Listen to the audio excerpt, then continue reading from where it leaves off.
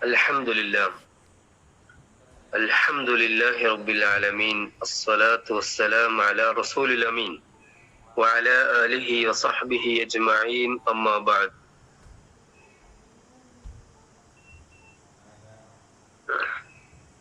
الحمد لله.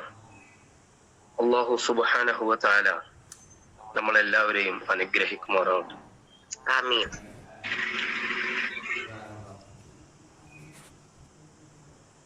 അള്ളാഹുവിന്റെ റസൂൽ സല്ലല്ലാഹു അലൈഹി വസല്ലം പഠിപ്പിച്ചു തന്ന ഒരു ഹദീസിന്റെ ആശയത്തിലുണ്ട്, നിങ്ങൾ പ്രഭാതത്തിൽ ഉണരുമ്പോൾ, എണീക്കുമ്പോൾ നിങ്ങൾ അൽഹംദുലില്ലാഹില്ലദീ അഹ്യാനാ ബഅദമാ അമാതനാ വ ഇലൈഹി നുശൂർ എന്ന് നിങ്ങൾ പ്രാർത്ഥിക്കുക.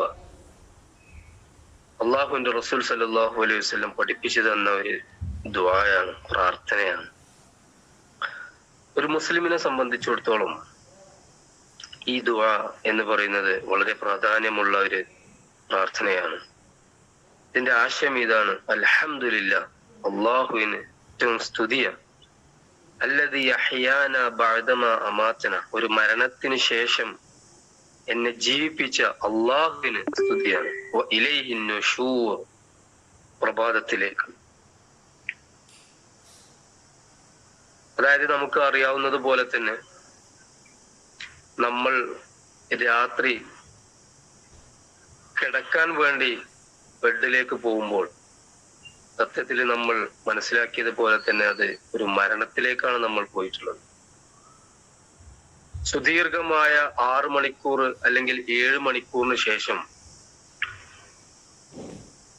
അല്ലാഹു സുബ്ഹാനഹു വ തആല നമ്മളെ സുബഹിന്റെ സമയത്ത് എണീപ്പിക്കുകയാണ്. ഒരു മരണത്തിന് ശേഷം നമ്മൾ എണീക്കുകയാണ്.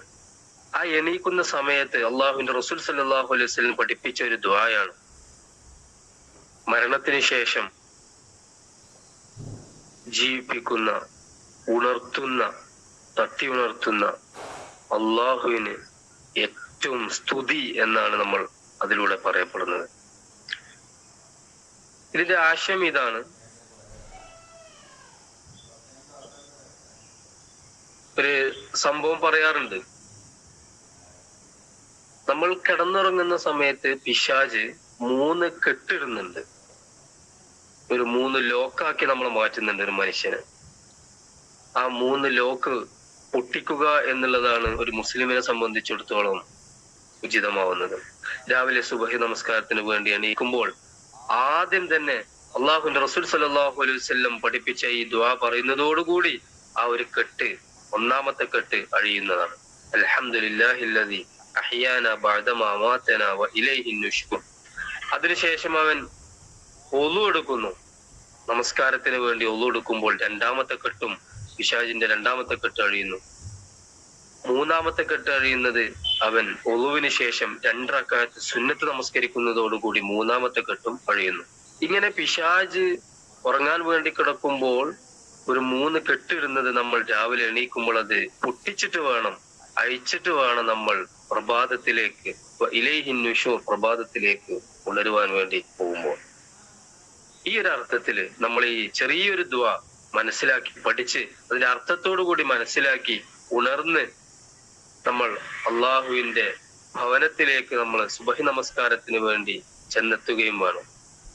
സുബഹി നമസ്കാരത്തിന്റെ പ്രാധാന്യത്തെ കുറിച്ച് നമുക്ക് എല്ലാവർക്കും അറിയാമല്ലോ. ആ ഒരു അർത്ഥത്തില് ഈ കാര്യങ്ങളെല്ലാം മനസ്സിലാക്കി റബ്ബ് സുബ്ഹാനഹു വ തആലയുടെ തഖ്വ മുറുകെ പിടിച്ചുകൊണ്ട് മുന്നോട്ട് പോകാൻ നമുക്ക് എല്ലാവർക്കും അനുഗ്രഹം അനുഗ്രഹിക്കുമാറാകട്ടെ. റബ്ബന ആതിനാ ഫിദ് ദുനിയ ഹസന വഫിൽ ആഖിറതി ഹസനതൻ വഖിനാ അദാബന്നാർ. റബ്ബന തഖബ്ബൽ മിന്നാ ഇന്നക അൻതസ് സമീഉൽ അലീം വതുബ് അലൈനാ ഇന്നക അൻതത് തവ്വാബുർ റഹീം വഗ്ഫിർ ലനാ യാ ഗാഫിറൽ മുദ്രിബീൻ. ആമീൻ ആമീൻ ബിറഹ്മതിക യാ അർഹമർ റഹീമീൻ. പ്രഭാത പ്രാർത്ഥനയുടെ പ്രാധാന്യവും ആശയവും ശ്രദ്ധയിൽപ്പെടുത്തിയ ഉസ്താദിന് നന്ദി. അള്ളാഹു അദ്ദേഹത്തെ അനുഗ്രഹിക്കുമാറാവട്ടെ. ആമീൻ. അള്ളാഹു നമ്മെ എല്ലാവരെയും ഈ ലോകത്തും വിജയിപ്പിക്കുമാറാവട്ടെ. റബ്ബനാ ആതിനാ ഫിദ് ദുനിയ ഹസന വഫിൽ ആഖിറതി ഹസനതൻ വഖിനാ അദാബന്നാർ. ആമീൻ. അസ്സലാമു അലൈക്കും.